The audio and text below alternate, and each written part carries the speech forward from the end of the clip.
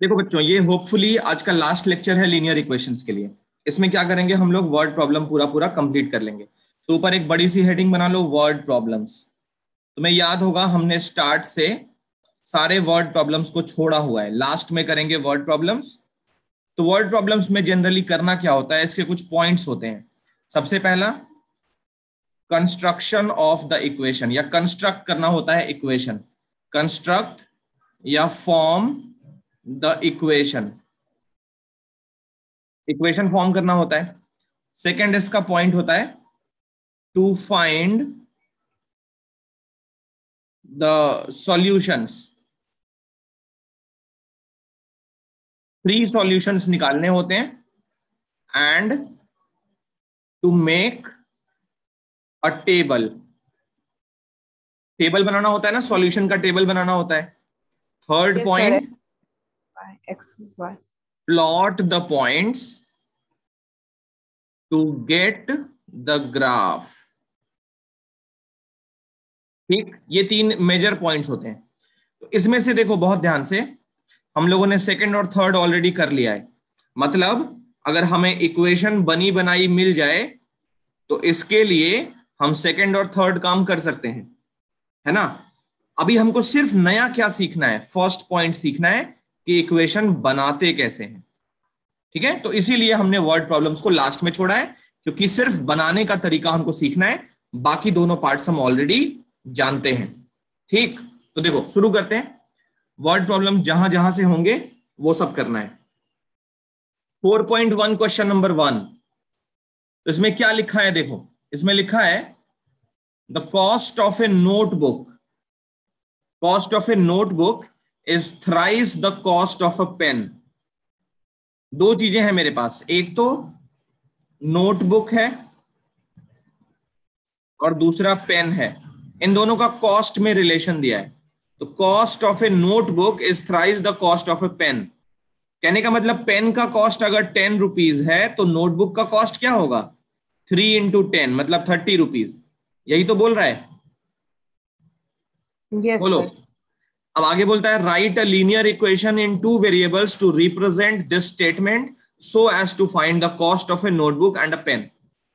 तो क्या करेंगे, लीनियर इक्वेशन बनानी है 2 वेरिएबल्स में। तो हमें तो एक्चुअली में पेन और नोटबुक का कॉस्ट नहीं पता, तो हम क्या करते हैं, लेट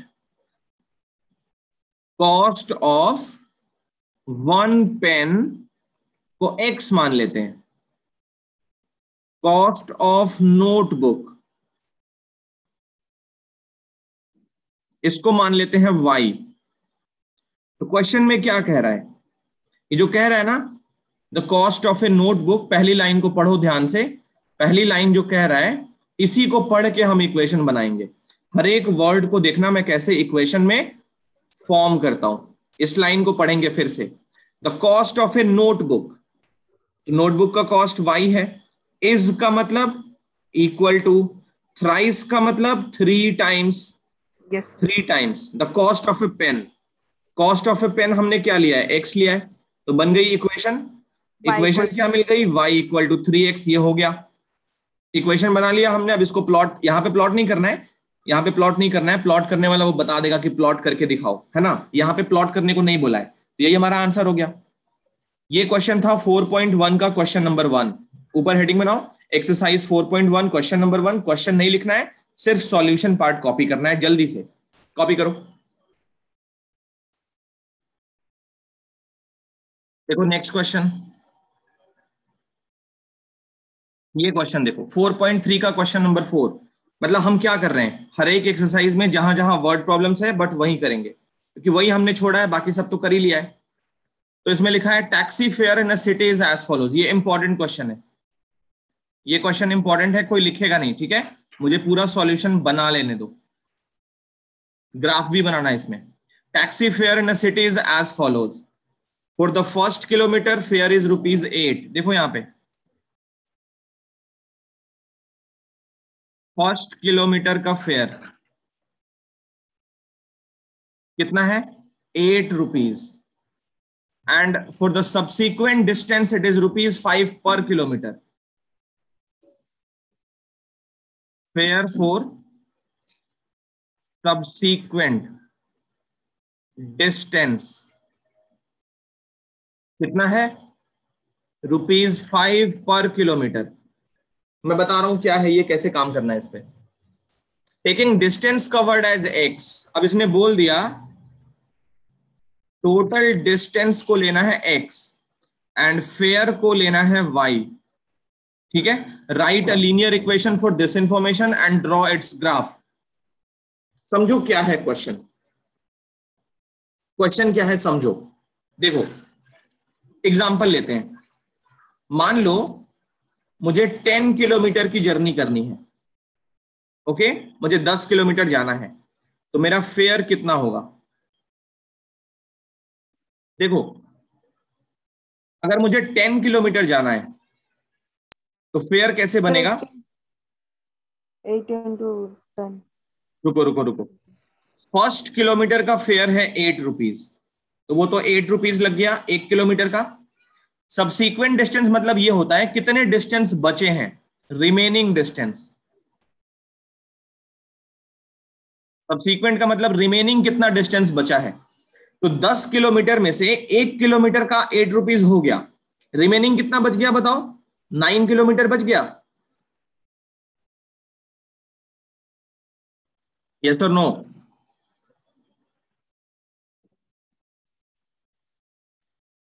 रिमेनिंग डिस्टेंस बचा 9 किलोमीटर। अब 9 किलोमीटर का फेयर कितना होगा, ₹5 पर किलोमीटर। तो 9 मल्टीप्लाइड बाई 5 कर लेंगे, ये जो आएगा वही हमारा फेयर हो जाएगा रुपीज में। एक और एग्जांपल लेते हैं, मान लो अब 15 किलोमीटर की जर्नी करनी है, तो फेयर कितना होगा। देखो फर्स्ट किलोमीटर फिर से ₹8, रिमेनिंग कितना बचा, 15 किलोमीटर में से फर्स्ट किलोमीटर का पेमेंट हो चुका है, रिमेनिंग बचा 14 किलोमीटर। 14 को फिर 5 से मल्टीप्लाई कर लेंगे, तो जो आएगा वो हमारा फेयर हो जाएगा रुपीज में। ठीक है, Okay, sir. अब यहां देखो, अब टोटल डिस्टेंस हमें x लेना है, क्योंकि अगर एक बात बताओ, दो एग्जांपल्स जो हमने लिए हैं इनमें कौन कौन सी चीज वेरी कर रही है, कौन कौन सी चीज कांस्टेंट है। तो जो कांस्टेंट है वो देखो, सर्कल कर रहा हूं मैं, ये 8 कांस्टेंट है, ये 5 कांस्टेंट है। तो वेरी क्या क्या कर रहा है उसको अगर रेक्टेंगल से कवर करें, एक तो डिस्टेंस जो है वो वेरी कर रहा है, डिस्टेंस देख रहे हो वेरी कर रहा है, और एक फेयर जो आएगा वो भी वेरी करेगा, वो हर डिस्टेंस के हिसाब से फेयर अलग अलग होगा। बाकी हर एक चीज कांस्टेंट है ना। ये जो 9 यहां पे देख रहे हो वो भी कांस्टेंट है। कैसे कांस्टेंट है, कांस्टेंट मतलब डिस्टेंस पे डिपेंड कर रही है वो, इसलिए कांस्टेंट है। 9 किलोमीटर जो आया है वो एक्चुअली में क्या है, 10-1 है, देख रहे हो। ये जो 14 किलोमीटर है वो क्या है, 15-1 है।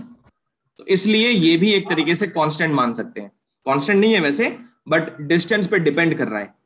तो दो क्वांटिटीज जो चेंज कर रही हैं वो क्या क्या है, डिस्टेंस और फेयर। तो डिस्टेंस को हमें x लेना है, फेयर को हमें y लेना है। देखो इक्वेशन कैसे बनाएंगे इसी फॉर्मेट में, ATQ, जो फेयर होगा उसको y लेना है, ठीक है। तो y में जो फर्स्ट किलोमीटर होगा उसका फेयर ₹8 प्लस रिमेनिंग डिस्टेंस कितना होगा, ये वाला कितना होगा।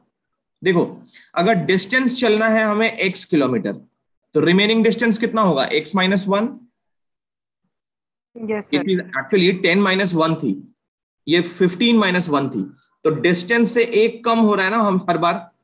तो डिस्टेंस अगर x है तो रिमेनिंग डिस्टेंस क्या होगा, x-1, क्योंकि फर्स्ट किलोमीटर पेमेंट हो चुका है ₹8, और वो रिमेनिंग डिस्टेंस 5 से मल्टीप्लाई होगा। ये समझ आया बोलो।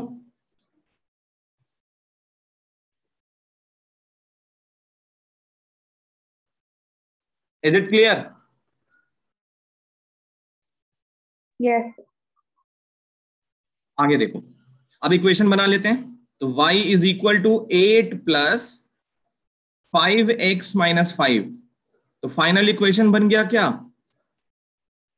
5x + 3, ये y हो गया। ये हमने इक्वेशन बना दिया। अब इसका ग्राफ बनाना है, ठीक है। तो ग्राफ बनाने के लिए सॉल्यूशन निकालना होता है, निकालते हैं सॉल्यूशन। फर्स्ट पार्ट इधर ही कर लेते हैं।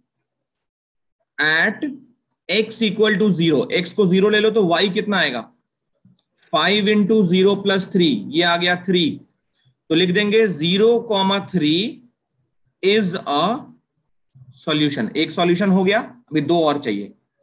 अब क्या करो, x को 1 ले लो, x को 1 ले लो तो y कितना मिलेगा, y मिलेगा 5 मल्टीप्लाइड बाई 1 प्लस 3, 5 प्लस 3 हो गया 8, तो 1,8 is a solution. Third solution के लिए x को क्या कर लिया, x को ले लिया 2, तो y कितना आ जाएगा 5 इंटू 2 प्लस 3, 10 प्लस 3 हो गया 13, तो 2,13 इज अ सॉल्यूशन। 3 सॉल्यूशन मिल गए। अब क्या करना है, टेबल बनानी है। तो टेबल देखो कैसे बनाएंगे, हर चीज हमको पता है, इसके बाद सॉल्यूशन बनाना और टेबल बनाना हमको आता है। तो टेबल भी बना लेते हैं। यहां पे देखो टेबल कैसे बन रहा है, टेबल में क्या क्या रखना है सबको पता ही है, याद है ना कि भूल गए। सर याद।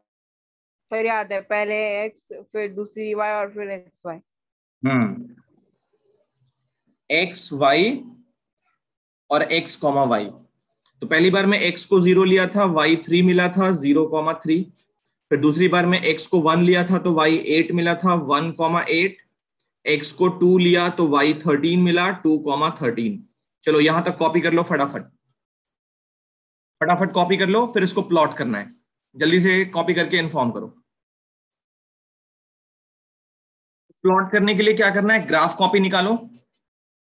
मैं लेफ्ट साइड का मिटा रहा हूं, ठीक है, लेफ्ट साइड का मैं मिटा रहा हूं। आपने सॉल्यूशन कॉपी कर लिया होगा। अब देखो प्लॉट करने के लिए क्या करोगे, ग्राफ पेपर निकालो, ठीक है। तो मैं भी ऐसे ही ग्राफ बना रहा हूं यहाँ पे, बट मेरे पास एक्चुअल स्केल नहीं है, ठीक है, तो थोड़ा सा मेरा ऊपर नीचे होगा। ये वाई एक्सिस हो गया, क्योंकि देख लो पॉइंट सारे हमें फर्स्ट क्वाड्रेंट में चाहिए, है ना, तो फर्स्ट क्वाड्रेंट को ज्यादा हाईलाइट करके रखेंगे। 13 तक के पॉइंट्स चाहिए, है ना, 13, वाई पे मैक्सिमम वैल्यू 13 है, तो उस तरीके से हमें अपने स्केल को एडजस्ट करना पड़ेगा। तुम लोग क्या करो, एक फुल पेपर ले लो, या इसमें ग्राफ होगा, मेरे को दिखाता हूं। टेबल सबने कॉपी कर ही लिया है, तो ग्राफ पेपर इसमें है। देखो ये ग्राफ पेपर है, मैं इसी पे ड्रॉ कर देता हूं, ठीक है। इस टेबल को भूल जाओ, इस टेबल को भूल जाओ, हमने जो टेबल बनाया है उसको मैं यहां पे लिख देता हूं। हमने जो टेबल बनाया है उसमें कौन कौन सी वैल्यूज आई थी, मुझे एक बार जरा बता देना, 1 मिनट वेट करके। हमने जो जो वैल्यूज ली थी ना, मैं वो वाली वैल्यूज यहाँ पे डाल के इसी ग्राफ पेपर पे तुम्हें बना के दिखा देता हूँ, ठीक है। सॉल्यूशन तो इनफाइनाइट होंगे, तो अलग अलग सॉल्यूशन आ सकते हैं, उस पर परेशानी वाली कोई बात नहीं है। अच्छा 2 हमारा पॉइंट सही था, है ना। तो हमने और क्या क्या पॉइंट्स लिए थे, हमने 0 लिया था एक, 0 पे हमें क्या वैल्यू मिली थी बताओ मुझे, 3। हमारी जो इक्वेशन आई थी वो y equal to 5x plus 3 आई थी, तो 1 पे मिला था 8। ओके, अब इन तीनों पॉइंट्स को देखो कैसे प्लॉट करेंगे। 0,3 बताओ कहां पे होगा, कौन से क्वाड्रेंट में, कौन सी एक्सिस पे। 0,3 y एक्सिस पे होगा ये पॉइंट। Yes sir. 1,8 x पे 1, y पे 8, सर फर्स्ट क्वाड्रेंट। ये हो गया। थोड़ा सा पॉइंट की मार्किंग सही नहीं हुई है, ठीक है, देख रहे हो, मतलब 1 का मतलब ये समझना, ये 1 है ये 2 है, इस तरीके से। तो 2 पे 8 है, सॉरी 1 पे 8 है, 2 पे है 13, तो देखो 2 है और ये रहा 13। अब इन तीनों पॉइंट्स को ज्वाइन करना है, तीनों पॉइंट्स को ज्वाइन करना है। देखो मैं करता हूं ज्वाइन इस तरीके से, थोड़ा सा तो गलत होगा ही क्योंकि स्केल हमारा परफेक्ट नहीं है। ये एक तो देखो एक्सिस जो खींची गई है ना, एक्सिस जो खींची गई है वो सही तरीके से नहीं खींची गई है, बिल्कुल इस बोल्ड वाली लाइन पे एक्सिस होनी चाहिए। तुम लोग एक काम करो, अपनी अपनी कॉपी पे ड्रॉ करो, मैं इसको थोड़ा करेक्ट करने की कोशिश करता हूँ। ओके, मैं इसको करेक्ट करने की कोशिश करता हूँ, तो जस्ट अ मिनट, मुझे 1 मिनट का टाइम दो। तब तक अपनी अपनी कॉपी पे ड्रॉ करते रहो, मैं इसको देखता हूँ पॉसिबल है कि नहीं ठीक करना।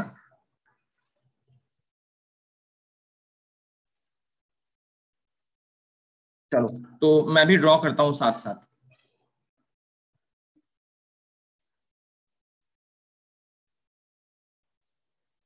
देखो इस वाली लाइन पे मैंने वाई एक्सिस ले लिया, बिल्कुल ग्राफ का जो बोल्ड वाला लाइन होता है ना उस पे, और एक्स एक्सिस ले लिया मैंने यहां पे इस वाले बोल्ड लाइन पे। ठीक है, अब क्या करेंगे, पॉइंट्स मार्क करेंगे। तो ये वर्टिकल लाइन इस तरीके से बना लिया है हमने, ये हमारी एक्स एक्सिस, ये हो गई एक्स डैश, ये हो गई वाई डैश, और ये हो गया वाई। ये बन गया ओरिजिन। पॉइंट्स मार्क करते हैं, तो ये 1, इसको बोल दिया 2, 3, 4, 5, 6, 7, 8, 13 तक नहीं जा पाएंगे लगता है, 9, 10, 11, 12 और 13। एक्स एक्सिस और नीचे लेनी चाहिए थी, कोई बात नहीं कोई बात नहीं। ये हो गया 12 और ऊपर मान लिया ये हो गया 13। ठीक है, वाई एक्सिस। और एक्स पे हमारी मैक्सिमम वैल्यूज क्या क्या थी, तो पहले 1, 2, ये हो गया 3, ये 4, ये 5, यहीं तक रखते हैं। नीचे हो गया -1, लेफ्ट साइड में -1 और -2। अब सॉल्यूशन में क्या क्या पॉइंट्स हमने लिए थे, तो 0 पे मिला था 3, जिसका ग्राफ प्लॉट हो जाए वो इन्फॉर्म कर देगा। ठीक है, सारे पॉइंट्स एक ही लाइन पे आने चाहिए। देखो 0 पे मिला था 3, 1 पे मिला था 8। आगे देखो, तो 0 पे 3 ये हो गया वाई एक्सिस पे, पॉइंट्स जो है वो मैं रेड से मार्क करता हूं। ये 0 पे 3 हो गया, 1 पे हो गया 8, तो ये पॉइंट बन गया, और 2 पे हो गया 13, तो ये कुछ यहां पे जाके मिलेगा 2 पे 13। अब इन तीनों पॉइंट्स को ज्वाइन करती हुई एक लाइन खींचनी है। देखो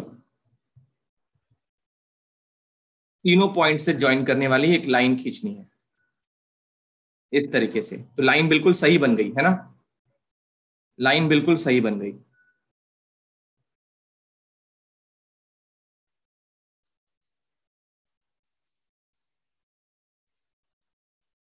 हमारी ग्राफ पेपर पे जहां तक स्पेस है वहां तक ये लाइन बनाना, दोनों साइड पे एरो लगा देना, दोनों साइड पे एरो लगा देना। ठीक है, इस लाइन पे तुम्हें लाइन का इक्वेशन लिखना होता है, y = 5x + 3। ये वाली इक्वेशन यहाँ पे इस तरीके से कॉपी को टेढ़ी करके, है ना, मैं तो लैपटॉप टेढ़ा नहीं कर पाऊंगा, तो ये बिल्कुल इस तरीके से लिखना है, इस तरीके से y = 5x + 3 ये लिख दिया। ये जो स्पेस है वो स्केल लिखने के लिए होता है, स्केल हर ग्राफ पे लिखना चाहिए। तो स्केल हमने क्या लिया है, देखो एक्स एक्सिस पे 1 सेंटीमीटर 1 यूनिट, वाई एक्सिस पे भी सेम, तो दोनों का स्केल हम कंबाइंड लिख देंगे। On x and y axis 1 centimetre = 1 unit. Scale को पेंसिल और स्केल की हेल्प से रेक्टेंगुलर बॉक्स में डाल देना चाहिए। तो ये हमारा ग्राफ बन गया, पूरा क्वेश्चन कंप्लीट। यहां तक कॉपी करो जल्दी से। सर बना लिया मैंने भी। ओके, देखो नेक्स्ट क्वेश्चन, तो ग्राफ बनाने का काम ऐसे ही होना चाहिए। ठीक है, नेक्स्ट क्वेश्चन पे चलते हैं। क्वेश्चन नंबर 7 है एक्सरसाइज 4.3 का। देखो ये क्वेश्चन मैं समझा के इसको घर पे ड्रॉ करने के लिए दूंगा, बहुत आसान सा सवाल है। Yamini and Fatima, 2 students of class 9th of a school, together contributed ₹100 towards the Prime Minister's relief fund to help the earthquake victims। जो भूकंप में अर्थक्वेक विक्टिम्स जो होते हैं उनमें प्राइम मिनिस्टर रिलीफ फंड में इन्होंने पैसे डोनेट किए हैं, क्लास 9th के 2 बच्चियों ने, यामिनी ने और फातिमा ने। Okay, right a linear equation which this data satisfies, draw the graph of the same. देखो एक्चुअली में क्या हुआ, यामिनी और फातिमा ने कितना कितना किया है वो हमको नहीं पता। ऐसा हो सकता है यामिनी ने 70 किया हो, फातिमा ने 30 किया हो, इनका सम तो 100 आ ही जाएगा। यामिनी ने 50 किया हो, फातिमा ने भी 50 किया हो, ये भी हो सकता है। यामिनी ने 30 किया हो, इसमें ने 70 किया हो, ये भी हो सकता है। तो हमें नहीं पता इन दोनों ने कितना कितना किया है, मतलब इसका भी नहीं पता, इसका भी नहीं पता। तो जिसका नहीं पता वही तो वेरिएबल लेते हैं, एक्स वाई, है ना। तो let the contribution contribution of Yamini equal to x rupees and Fatima का मान लिया y, फातिमा का मान लिया y रुपीज। अब क्वेश्चन में ये कह रहा है कि दोनों ने जो कंट्रीब्यूट किया है उनका सम कितना आ रहा है 100। तो यही हो गया इक्वेशन। इक्वेशन तो हमने बना लिया, अब इसका ग्राफ बनाना है। तो ग्राफ बनाने के लिए क्या करना है, सॉल्यूशन निकालना है। चलो सॉल्यूशन निकालते हैं। तो सॉल्यूशन निकालने के लिए x को हमने y के टर्म्स में रिप्रेजेंट कर लिया। अब देखो यहां पे अगर 1 2 3 4 लोगे ना तो वैल्यू बहुत बड़ी बड़ी आएगी। क्या करो, y की जगह पे 10 ले लो, तो x की वैल्यू क्या मिल जाएगी, 100 माइनस 10 मतलब 90। तो 90,10 इज अ सॉल्यूशन। एक सॉल्यूशन निकल गया। दूसरा, y को क्या करो 20 ले लो, तो x कितना मिलेगा, 100 माइनस 20, ये 80 आ गया। तो 80,20 इज अ सॉल्यूशन। फिर y को क्या करो 30 ले लो, तो x मिल जाएगा 100 माइनस 30, ये कितना हो गया 70। तो 70,30 इज अ सॉल्यूशन। इसके बाद टेबल बनाना है, इसके बाद टेबल बनाना है, ठीक है ना। हर चीज वही है जो हमने सीख रखा है। तो टेबल में क्या क्या रखते हैं वो भी हमको पता है। यहां पे हो गया x, यहां पे हो गया y, x comma y, first solution, second solution, third solution. जब x को 10 लिया, सॉरी x को 90 लिया, इनफैक्ट y को 10 लिया तो x 90 मिला, तो 90,10। जब y को 20 लिया तो x मिला 80, 80,20। जब y को 30 लिया तो x मिला 70, 70,30, है ना। तो यहां तक कॉपी कर लो पहले, फिर इसको प्लॉट किया जाएगा। जल्दी से कॉपी करो, आगे देखो क्या करना है, इनको प्लॉट करना है, ठीक है। तो प्लॉट करने के लिए मैं फिर से ग्राफ पेपर लेके आता हूं। अच्छा, ये सॉल्यूशन देखो इन्होंने कैसे बनाया, कोई बात नहीं, कैसे भी बनाया जा सकता है। तो देखो स्केल हमें कैसे लेना चाहिए, स्केल हमें कैसे लेना चाहिए। अभी तक हम लोग क्या करते हैं, 1 2 3 4 लेते हैं, बट अभी अगर 1 2 3 4 लेंगे तो y पे मैक्सिमम वैल्यू 100 तक है, तो शायद यहाँ पे पॉसिबल नहीं हो पाएगा। तो हमें क्या करना चाहिए, स्केल को चेंज करना चाहिए। देखो स्केल को चेंज कैसे करते हैं, मैं इतने छोटे से ग्राफ पे, इतने छोटे से ग्राफ पेपर पे तुम्हें पूरा ग्राफ बनाकर दिखाता हूं। देखो बहुत ध्यान से सुनो, स्केल को चेंज करना सीखो, ये बहुत काम की टेक्निक है, इसके बिना हमारा काम नहीं चलेगा। सिर्फ 1 2 3 4 लेके हम हर एक पॉइंट प्लॉट नहीं कर सकते हैं।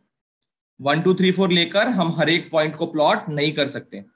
तो अभी के लिए मैं ये पूछ रहा हूं, हमने जो सॉल्यूशन निकाले थे वो क्या क्या थे, जरा एक बार डिक्टेट कर देना। सबने कॉपी किया होगा, तो हमने क्या क्या सॉल्यूशन लिया है वो तुम्हें डिक्टेट करना होगा। ओके, मैं अभी पूछूंगा थोड़ी देर में।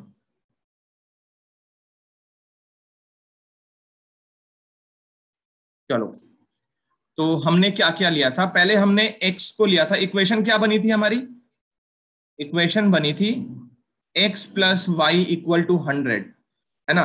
तो x निकाला हमने 100 माइनस वाई करके, y को जब हमने 10 लिया था तो x मिला था 90, y को 20 लिया तो x मिला 80, y को 30 लिया तो x मिला 70। अब देखो इतने छोटे से ग्राफ पे मैं इतने बड़े बड़े नंबर्स को कैसे रिप्रेजेंट करता हूं। स्केल चेंज करना बहुत ही इंपॉर्टेंट है, वो सीख लो। देखो अगर मैं यहां 10 10 का ले लूं तो मेरे पास y की मैक्सिमम वैल्यू क्या है 13, तो y की मैक्सिमम वैल्यू 13 तो मुझे मिल जाएगी। y पे मैक्सिमम वैल्यू क्या है 13 है, 30 है, सॉरी ये 50 है, ये 60 है। तो y के तो सारे पॉइंट्स कवर हो जाएंगे 30 के अंदर, तो y का स्केल बिल्कुल सही है। x पे अगर मैं 10 10 का ले लूं तो x की मैक्सिमम वैल्यू 90 है, वो रिप्रेजेंट नहीं हो पाएगी। देख लो ये 30 हो जाएगा, ये 40 हो गया, ये 50 हो गया, बहुत कर पाएंगे तो 60 तक ले पाएंगे, 90 तो मिलेगा ही नहीं। तो मतलब x का स्केल 10 10 से काम नहीं चलेगा। अब हम 20 20 का लेते हैं। x पे स्केल मान लिया हमने, ये 20 हो गया, ये 30 हो गया, सॉरी 20 के बाद 40 हो गया, ये मान लिया हमने 60 हो गया, ये मान लिया 80 हो गया, ये मान लिया 100 हो गया। x पे हमने 20-20 का स्केल ले लिया, ठीक है। अब इस पे 90 आ जाएगा आराम से। देखो यहाँ पे तो 90 पे 10 है, x पे 90, x पे 90, देखो ये 80 है ना, ये 100 है, तो 80 और 100 के बीच में ये रहा 90, यस और नो? Yes. Yes, sir. तो x पे 90 है, y पे 10 है। देखो 90 वाली लाइन इस तरीके से लेके ऊपर आओ और यहां से y के 10 ये वाली वैल्यू लेकर आओ, दोनों जहां पे मीट कर गई वही पॉइंट है 90,10। तो इसको हमने यहां पे बना दिया, 90,10 ये पॉइंट हो गया। दूसरा पॉइंट है 80,20, तो x पे 80 ये रहा और y पे 20 ये रहा, इन दोनों को मिला लिया। तीसरा पॉइंट है 70,30, x पे 70। अब देखो 70 क्या होगा, फिर से 60 और 80 के बीच में यहां पे है, तो 70 पे कितना मिल रहा है 30, ये पॉइंट हो गया 70,30। इन तीनों को क्या करो, स्केल पेंसिल की हेल्प से ज्वाइन कर लो। तो स्केल पेंसिल की हेल्प से इन तीनों पॉइंट्स को ज्वाइन कर लो और उसके बाद एरो लगाना होगा दोनों साइड पे। थोड़ा सा लाइन आगे पीछे हो रहा है क्योंकि स्केल एक्चुअल नहीं था, रुको मैं फिर भी कोशिश करता हूं। पॉइंट थोड़ा सा भी आगे पीछे करोगे तो लाइन तीनों पॉइंट से पास नहीं करेगी, और तीनों पॉइंट से अगर 1 इंच भी इधर उधर हुआ तो टीचर पूरा काट देंगे, इसका ध्यान रखना। तो मैं क्या करता हूं, पहले लाइन खींच लेता हूं। देखो थोड़ा सा तो आगे पीछे होगा ही क्योंकि ये जो ग्राफ है वो थोड़ा सा ब्लर्ड है, तो पॉइंट आगे पीछे करके हो रहा है, बट कोई बात नहीं, तुम्हारा नहीं होगा क्योंकि तुम एक्चुअल स्केल पे बना रहे हो। तो ये हमारी लाइन है, ये जो पॉइंट है वो बिल्कुल इस पे आएगा, तुम्हारे ग्राफ पे 1 इंच भी इधर उधर नहीं जाएगा। ये लाइन बन गई, इस पे हमने लिख दिया x plus y equal to 100। यहां पे हम स्केल लिखेंगे, स्केल देखो कैसे लिखेंगे, इस बार दोनों एक्सिस का स्केल अलग अलग है। On x axis, x axis पे देखो ये 1 सेंटीमीटर के गैप पे हमने 20 यूनिट्स चेंज किया है, देख रहे हो 20-20 का गैप है। तो on x axis 1 centimetre equal to 20 units, on y axis 1 centimetre equal to 10 units, y पे हमने 10 यूनिट्स का ही गैप लिया है, 10-10 का डिफरेंस है। ये हो गया हमारा ग्राफ, प्लॉट कर लिया हमने, ठीक। तो स्केल को चेंज करना बहुत इंपॉर्टेंट है, वो सबको सीखना चाहिए। बिना स्केल चेंज किए हम केवल 1 2 3 4 लेके प्लॉट नहीं कर सकते हैं, ठीक है। ये क्वेश्चन कॉपी कर लो फटाफट। नेक्स्ट क्वेश्चन,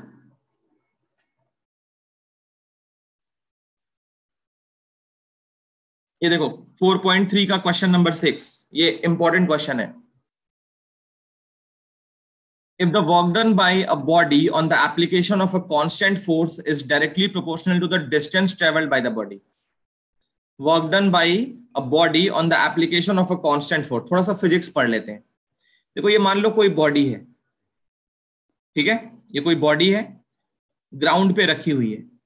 इस बॉडी पे अगर हम फोर्स लगाते हैं तो फोर्स की वजह से क्या होता है, ये बॉडी में डिस्प्लेसमेंट आता है, बॉडी मूव करती है। कोई भी ऑब्जेक्ट है, अगर इस ऑब्जेक्ट पे हम फोर्स लगाते हैं, अनबैलेंस्ड फोर्स लगाते हैं, तो क्या होता है, ये बॉडी मूव करती है, इस पे डिस्प्लेसमेंट आता है, ठीक है। तो फोर्स लगाने पे जो डिस्प्लेसमेंट आता है ना, वो डायरेक्टली प्रोपोर्शनल होता है। मतलब अगर हम ज्यादा फोर्स लगाएंगे तो बॉडी ज्यादा डिस्प्लेस होगी, कम फोर्स लगाएंगे तो कम डिस्प्लेसमेंट होगा। ये तो ऑब्वियस है ना। इस पे खूब जोर से हम धक्का लगा देंगे तो बॉडी बहुत दूर चली जाएगी, और हल्का सा पुश करेंगे तो थोड़ी सी दूर जाएगी। तो डायरेक्टली प्रोपोर्शनल का मतलब यही होता है कि एक क्वांटिटी अगर बढ़ाएं तो दूसरी भी बढ़ जाए। क्लास 8 में पढ़े होगे, डायरेक्ट एंड इनवर्स वेरिएशन पढ़े थे ना, बोलो। Yes. एक क्वांटिटी बढ़ाने से अगर दूसरी क्वांटिटी भी बढ़ जाए, या एक को कम करने से दूसरी भी कम हो जाए, तो इसको बोलते हैं directly proportional. Directly proportional, Yes, sir. Direct and inverse proportional chapter. बिल्कुल।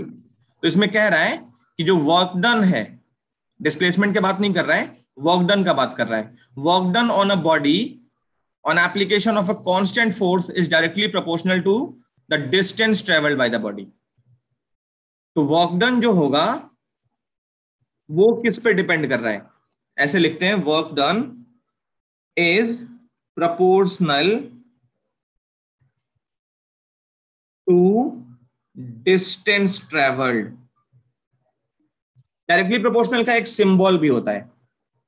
जैसे मान लो ए क्वांटिटी है, बी क्वांटिटी है, ए अगर बी के डायरेक्टली प्रोपोर्शनल है, कहने का मतलब अगर ए को बढ़ाया जाए तो बी भी बढ़ जाए, ए को घटाया जाए तो बी भी घट जाए उसी रेशियो में, तो बोलते हैं A is directly proportional to B. तो डायरेक्टली प्रोपोर्शनल का एक सिंबल होता है इस तरीके से, ऐसा एक सिंबल होता है डायरेक्टली प्रोपोर्शनल का सिंबल। ठीक है, इसका मतलब यह है कि ए को जिस रेट से बढ़ाएंगे बी भी उसी रेट से बढ़ेगा, ए को जिस रेट से कम करेंगे बी भी उसी रेट से कम होगा। यह सिंबल किसका है? डायरेक्टली प्रोपोर्शनल का है। ये तुमने फिजिक्स में देखा होगा कई जगह पे, जैसे मैं बताता हूं कहां कहां देखा होगा। पहला, फोर्स और एक्सेलरेशन में देखा होगा। Force is directly proportional to acceleration, देखा है ऐसा? Yes. लॉज ऑफ मोशन पढ़े हो न्यूटन का? तो उसके बाद क्या होता है? F equal to M A आ जाता है। F equal to M A पढ़ा होगा formula, force equal to mass into acceleration. Yes. तो एक और चीज होती है कि जब डायरेक्टली प्रोपोर्शनल का साइन हटाते हैं ना तो एक कांस्टेंट आता है। m यहां पे क्या है? कांस्टेंट है, प्रोपोर्शनैलिटी कांस्टेंट बोलते हैं इसको, कांस्टेंट है। m यहां पे क्या है? कांस्टेंट है, इसको मास बोलते हैं। तो जब भी डायरेक्टली प्रोपोर्शनल का साइन हटता है एक प्रोपोर्शनैलिटी कांस्टेंट आता है वहां पे। एक जगह और तुमने देखा होगा, आई डोंट नो तुमने ग्रेविटेशन अभी पढ़ा है कि नहीं पढ़ा है, तो ग्रेविटेशन का जो फोर्स होता है ना वो डायरेक्टली प्रोपोर्शनल होता है मास के, मासेस के प्रोडक्ट के, और इनवर्सली प्रोपोर्शनल होता है उनके बीच के डिस्टेंस के स्क्वायर के। तो यहां पे भी डायरेक्टली प्रोपोर्शनल है। जब ये साइन हटता है तो कैपिटल जी आता है, जी को ग्रेविटेशनल कांस्टेंट बोलते हैं। ठीक है, ये जी यहां पे आता है। तो प्रोपोर्शनैलिटी कांस्टेंट जब भी हटता है एक कांस्टेंट साइन वहां पे आता है, कांस्टेंट नंबर वहां पे आता है। ओके, तो अभी इस क्वेश्चन में भी हमको वही काम करना है। इसने बोला है work done is directly proportional to the distance travelled, express this in the form of an equation into two variable and draw it graph by taking the constant force as 5 units. देखो यहाँ पे ये constant force उसने बता दिया, मतलब यहाँ पे जो नंबर लेंगे वो कितना लेंगे? 5 यूनिट्स लेना है। कांस्टेंट नंबर बता दिया 5 यूनिट, तो क्वेश्चन हो गया बहुत आसान। अब देखो कैसे सॉल्व करेंगे। तो वर्क डन है और डिस्टेंस ट्रेवल्ड है, दो चीजें हैं। हम क्या करते हैं, let the work done equal to y ले लिया और डिस्टेंस ट्रेवल्ड को हमने x ले लिया, डिस्टेंस ट्रेवल्ड को x ले लिया। अब इक्वेशन कैसे बनाई जाएगी? तो देखो y is directly proportional to x, directly proportional का साइन हो गया। अब इस डायरेक्टली प्रोपोर्शनल को हटाओगे, इक्वल टू में रिप्लेस करोगे तो एक कांस्टेंट नंबर आएगा, वो कांस्टेंट कितना हो गया? 5। तो ये बन गया इक्वेशन। बोलो समझ आया? Yes. अब इसका हमको क्या करना है? यहां तक तो हो गया, इसका ग्राफ बनाना है और उसके बाद ग्राफ से कुछ वैल्यूज रीड करके बतानी है। तो चलो ग्राफ बनाने के लिए पहले सॉल्यूशन निकाल लिया जाए। तो first solution x equal to 0 तो y equal to 0। Last time मैंने बताया था कि जब इक्वेशन में कोई भी कांस्टेंट टर्म ना हो तो वो ओरिजिन से पास करती है, बताया था।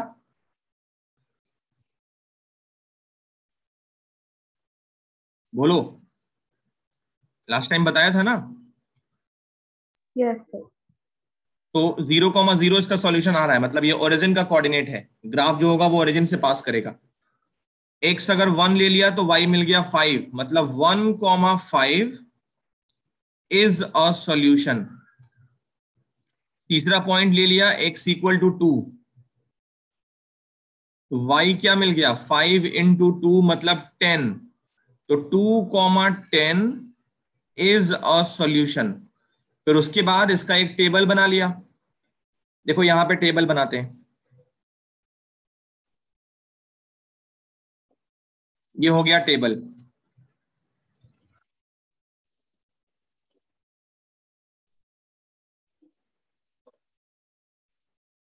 ये हो गया x y, x comma y। फिर 3 सॉल्यूशन इसमें डालने हैं। तो 0 पे ये हो गया 0, 0,0, 1 पे हो गया 5, 1,5, और 2 पे हो गया 10, तो 2,10। पहले क्या करो, यहां तक कॉपी कर लो जल्दी से, यहां तक कॉपी कर लो, फिर उसको प्लॉट करेंगे और उसके बाद ग्राफ से ये सारी वैल्यूज लिखनी है। तो जल्दी से कॉपी कर लो यहां तक। देखो इसका ग्राफ बनाते हैं। तो ग्राफ में तुम्हें यही ग्राफ में दिखा देता हूं। इसने -1 एक एक्स्ट्रा पॉइंट ले लिया है, कोई बात नहीं। तो मैं क्या करता हूं, ये वाली वैल्यू बस चेंज कर देता हूं, क्योंकि देखो सॉल्यूशन इनफाइनाइट है, तो कोई भी पॉइंट ले सकते हो, कोई भी पॉइंट ले सकते हो, आंसर पे कोई फर्क नहीं पड़ेगा, ग्राफ के नेचर पे कोई फर्क नहीं पड़ेगा। तो यहां मैंने दूसरा पॉइंट क्या लिया था, 2,10। अब ग्राफ बनाया जाए पहले। तो सारे पॉइंट्स फर्स्ट क्वाड्रेंट से ही हैं, मतलब पॉजिटिव हैं, तो फर्स्ट क्वाड्रेंट को हाईलाइट करना चाहिए ज्यादा। तो इस तरीके से मैंने ग्राफ बना लिया। जरा y पे काउंट करो, 1-1 का स्केल लेना चाहिए या 2-2 का लेना चाहिए। यहां से काउंट करो, 10 पॉइंट्स मिल जा रहे हैं क्या, 1 2 3 4 5 6 7 8 9 10 मिल जा रहा है। तो 1-1 का स्केल ले लिया जाए, 1 2 3 4 5 6 7 8 9 10। ये y एक्सिस हो गई, ये हो गई y डैश, ये हो गया x डैश, इधर लिख दिया -1, ये हो गया -1, ये ओरिजिन 1। ग्राफ बनाना बहुत आसान है।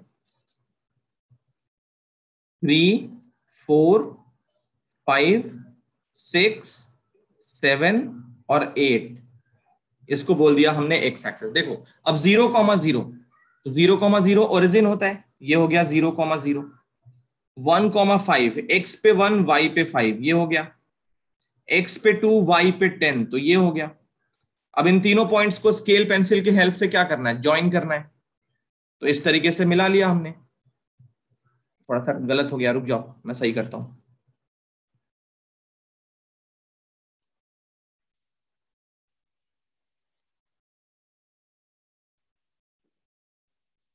Just a minute. तो आ रहा है कुछ ना कुछ, तो हल्का फुल्का ऊपर नीचे तो होगा ही, क्योंकि वही है, ग्राफ पेपर देख रहे हो, पॉइंट्स इस पे करेक्टली नहीं है, थोड़ा ब्लर हो गया ये। तो ये दोनों साइड पे एरो लगा दिया है मैंने, है ना, दोनों साइड पे मैंने एरो लगा दिया। इस लाइन पे क्या लिख दोगे, y = 5x। स्केल देखो दोनों का सेम रहेगा, तो स्केल क्या रहेगा, on x and y axes 1 centimetre = 1 unit. ये हो गया ग्राफ प्लॉटिंग। अब इसने बोला है ग्राफ से ये पढ़ के बताओ, ग्राफ से रीड करना है। क्या रीड करना है, अच्छा क्वेश्चन जरा ढक गया है, कवर हो गया है क्वेश्चन। किसी के पास बुक है तो वो जरा क्वेश्चन पढ़ के बता दे कि ग्राफ से क्या रीड करना था। Also read from the graph, उसके बाद क्या लिखा है कोई जरा पढ़ के सुना दो, एनीबडी। फाइंड करना है, यूनिट और सर 0 यूनिट। क्वेश्चन पूरा पढ़ो ना। Also read from the graph, उसके बाद क्या लिखा है, तो उसके बाद लिखा है also read from the graph the work done when the distance travelled by the body is 2 units and 0 unit. 2 units and 0 units, मतलब समझ गया मैं। वर्क डन निकालना है, find work done when distance travelled is first part 2 units.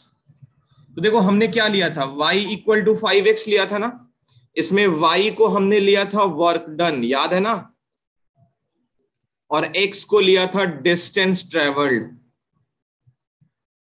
जब हमारे पास equation है तो ये जो x एक्सिस है वो कौन किसके लिए है, डिस्टेंस ट्रेवल्ड है।